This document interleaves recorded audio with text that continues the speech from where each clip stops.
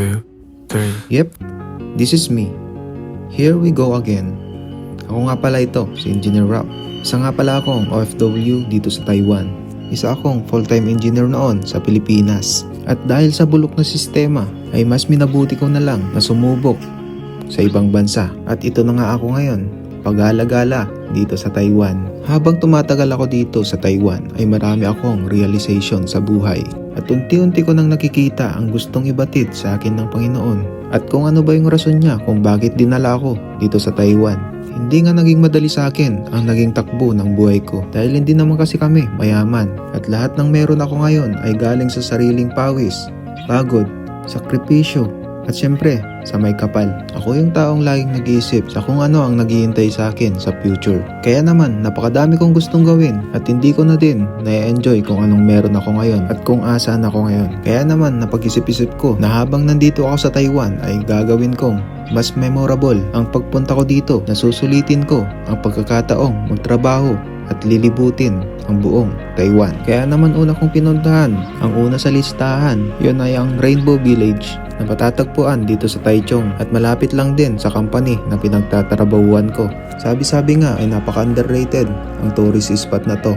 Kaya naman nag-research ako tungkol dito sa Rainbow Village at dito ako na-amaze sa kanyang history. Ang Rainbow Village nga pala ay ginawa para magsilbing housing para sa mga Kuomintang soldiers noong natapos ang digmaan sa mainland China. Kaya naman binigyan ng Taiwan government ng matutuluyan ang mga sundalo at dito na sila namuhay ng matiwasay at payapa.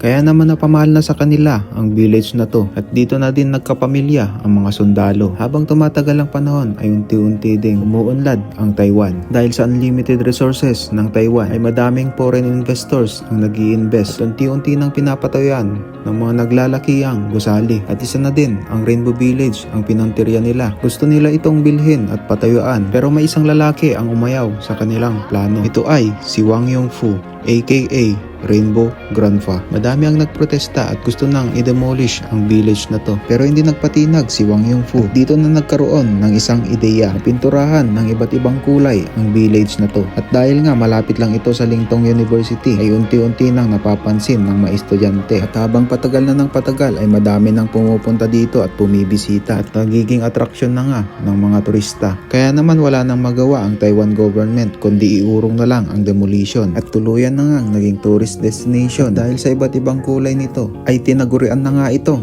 Rainbow Village. Minsan talaga sa buhay natin ay hindi natin inasahan na may darating na pagsubok na siyang babago sa buhay natin. Panalo man o matalo ay babangon pa rin tayo na may mas matatag na puso at diwa. Ika nga nila, if you don't fight what you love, then what kind of love do you have? Kaya be grateful kung anong meron tayo ngayon. Kaya mahalin natin kung anong meron tayo at kung anong ginagawa natin. As long as masaya tayo, be like Rainbow Grandpa.